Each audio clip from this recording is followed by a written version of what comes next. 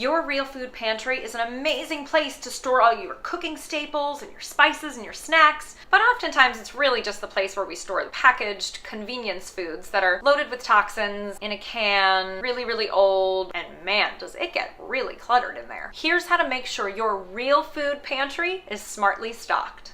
As far as the pantry goes, looks matter. This is the open portion of my pantry, but I actually prefer it that way because I stock it with pretty glass jars and pour my goods into, and when I can see everything laid out in front of me, I'm infinitely more inspired. For example, these gorgeous red lentils I'm going to make into a dal simply because I've seen this glass jar today and they popped out at me. Inspiration right here in your pretty pantry. If these were wrapped up in a bag and shoved at the back of the pantry, I probably wouldn't see them for a really long time, and I'd never get to make that delicious lentil dal. And when I'm feeling extra compulsive, I'll make a label and stick that on the jar too, so I know exactly what to refill. Makes for easier grocery shopping. Spices are a super important part of every Real Food Pantry, and oftentimes they kind of get forgotten as a pantry item. Make sure your spices are clearly labeled, keep them clean and wiped down so they're nice to use, and make sure that they have a home somewhere in your pantry so you can be inspired to cook with them. Quick tip,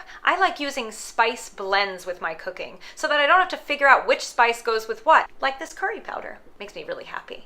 You may be eager to clean sweep your pantry. It's wonderful if you want to get in there, get rid of the expired stuff, the stuff you know you're not going to eat that you can donate perhaps to a homeless shelter, and those foods that you just don't want to eat anymore. Yes, if you want to get a black garbage bag and throw them all away, do it. But I'm also going to ask you to be realistic. Are you really ready to part with the Oreos? Is that like your absolute favorite thing? Maybe you want to start first by parting with the other things that don't serve you, that you're less attached to. Really take an honest assessment of where you're at. If you need a little bit of help deciding what to chuck and what to keep, our Toxic Pantry PDF cheat sheet might be just the thing you need to help you make that decision. Your pantry is an important part of your kitchen, so if you really want to keep it stocked with the things that are going to make your real food cooking and eating journey even more exciting, you've got to stay on top of it. I know this can be a little bit intimidating at first. Don't let your pantry frighten you. Face it head on, open it up, look in there, see what's going on,